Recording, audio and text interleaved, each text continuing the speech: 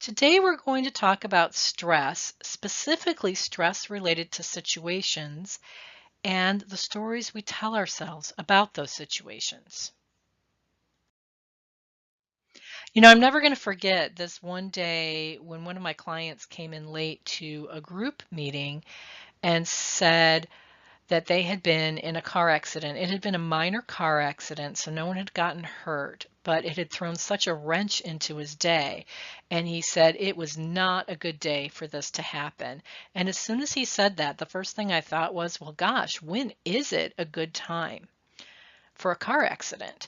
And for that matter, when is it a good time to have a water pipe burst in your house or discover an unwanted pregnancy or get dumped or get fired or get cancer or God forbid discover your child got into an accident? I mean, these things happen to us and they never happen at a good time because there never is a good time. But even the minor things that happen to us, such as discovering a mistake on a bill and realizing that you're going to have to make a call to customer service and resolve it, you might not feel like you have the patience or the time or the peace of mind to deal with a customer service person or a long wait. Or having a miscommunication with a friend that you care about, that might cause vulnerability and hurt feelings, and it has to be resolved even if you've got people interrupting you and asking for things. Let's say that you're watching the news and you start seeing a news story or a political situation that really bothers you. That could stress you out, and it's certainly not a good time to have those things going on in the world. You might have an introspective realization. Let's say that you thought you were going to make a certain amount of revenue and you were depending on that for retirement. You suddenly realize you're not going to have it, and you have to deal with that realization or that big reality check. And you're in the middle of your day and people are asking you questions and you're trying to get work done and you're just reeling from this shock. Or it could be something simple, like you're running late to work and you spill your coffee all over your clothes. Or it could be something that in retrospect is funny, but in the moment is completely embarrassing, like you're on a sales call and it's really important, and you stop in the restroom afterwards feeling sort of good about how the conversation went, and you look in the mirror and you notice there's this big green thing in your tooth. And then that's embarrassing. So all these things cause stress. And the point is that there are stressful situations that abound, and we all experience them, and it's never a good time for them to happen. But not everyone experiences these situations in the same way. And that's the part that I think is important, because you can't control your life to the point where you're never going to have a stressful situation. You can do some organizational work and some preparation work so you can keep your life pretty much under control so that you can proactively manage a lot of stressful things and prevent a lot of problems, but you're still going to have a few things happen that you're not expecting that are going to throw a wrench into one of your days or another. But your stress level from these things that happen to you, even if they're really bad things, is really caused from the story that you tell yourself about the situation, not the situation itself. And I want to give you an example, and we'll start with the car accident. And let's say this is a relatively minor car accident in that nobody got hurt. However, there's considerable vehicle damage. And there's a lot of different ways that one could interpret the situation. So you could get really angry at the person who hit you. Or you could think about how, well, now your car is totaled, you have an excuse to get a new one. Or you can think about all the things that you're missing at work. Or you could think about how well you handled the situation and get a burst of confidence. Or you could think about how you got to get out of something really stressful at work that you weren't prepared for. Now you have more time to prepare for it.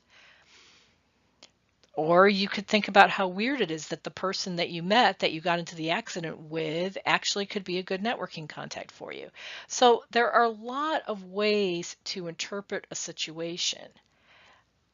And if you actually read the words in all of these boxes and imagine yourself thinking those things after having the accident, I'm sure you can imagine that you would have a different emotional response based on which story you were in. And that's what I mean by situations and stories.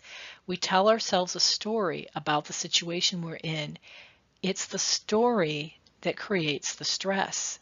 It's not the situation. The situation triggers the stress, but the story we tell ourselves actually governs how much stress we experience. And the reason that's important is because you have a lot more control over the stories you tell yourselves than you do about the situations you find yourself in. And so to really get clear on this concept will give you an incredible amount of power over the stress that you feel on a daily basis.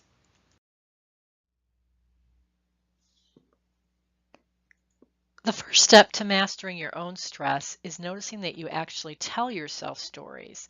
Most of the time when we're living in the world, we don't actually realize that we're having an ongoing dialogue in our head about the world around us, and that that dialogue is actually separate from the world around us.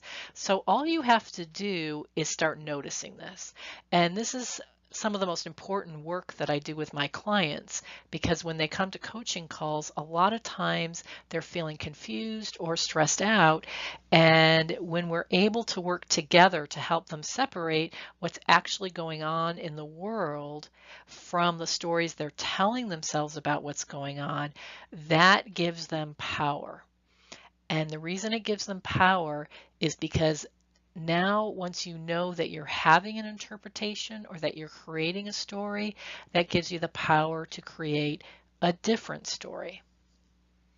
And if what's causing you stress is coming from inside you, then you have control over it. Whereas if it's only coming from outside you, you don't have any control over it. And that in itself reduces stress. So a lot of times what we'll do is say, okay, let's say that you got fired and you're upset about it. That might be the facts that you got fired, but the thing that is making you feel upset is because you feel like it means that you're a loser, or it means that everybody hates you, or it means that now you're in danger of financial ruin because you'll never find another job. So you can probably see pretty obviously here that it's those three things that cause a lot of fear and anxiety. But if the fact that you got fired meant something different, like, wow, I wasn't going to leave the company because I was pretty loyal, but I really wasn't happy there. And now, you know what? I don't have an excuse. I'm not there. And it was their choice, so I don't have to feel guilty. And now I can focus on getting something different that I really like. And you know what? I've built so many skills up. I'm so valuable. Any other organization is going to love me, and I have a great network. Wow, this could be really exciting. And you can see how those thoughts or that interpretation is going to be much more empowering. Now, in the beginning, you're not going to really feel like you can control your thoughts. Most of us have a pattern in our stories, and that pattern is based on a habitual way we have of interpreting the world around us, which is based on an inner belief system and unmet needs that we've had since childhood. But part of the personal growth journey is discovering that. And a lot of people think that they don't really want to go that deep or learn those things, but it's simply a process of little by little uncovering little things like, wow, I didn't realize that I beat myself up all the time, and anytime anything happens, such as getting fired, or even if the neighbor blows me off for a carpool, I assume it means they hate me. Wow, I have this negative habitual way of looking at the world that anytime anything happens, I think it's because people hate me. Maybe I have a belief that people hate me. Maybe that's something I can look at, because maybe that belief isn't really true. So that's what's exciting about this kind of work. I have an exercise that you can do if you'd like. It starts with jotting down the last 5 times you were stressed out. And then for each of those times, answering the following questions. What were the facts of the situation, and what was the story you told yourself about the situation? Then, how did the situation or your story make you feel about yourself, other people, or the world? What this does is it helps you start noticing the difference between the facts and the story you tell yourself, but it also helps you see a pattern. Is there a habitual way that I have of looking at the world that stresses me out? Because I would say the source of most people's stress is the way that they habitually look at the world, the things that they notice and see in the world, and how they interpret those things.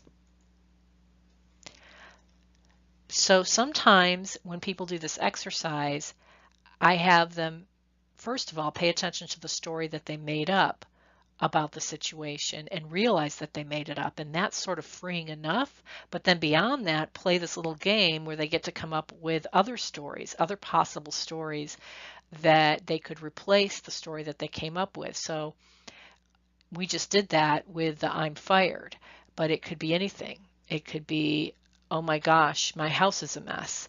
And it could mean that I'm lazy and I'm messy, or it could mean that this is an opportunity to get everything all organized and have a fresh start. It could mean anything. So paying attention to your self-talk is really important, but I always like to give people a magic wand at the end and say, hey, listen, if anything could be true, what would you want the interpretation of the situation to be? Whether you believe it or not, it's really fun to make something like that up because it just helps your mind get a little bit more flexible, and it helps you see how this works.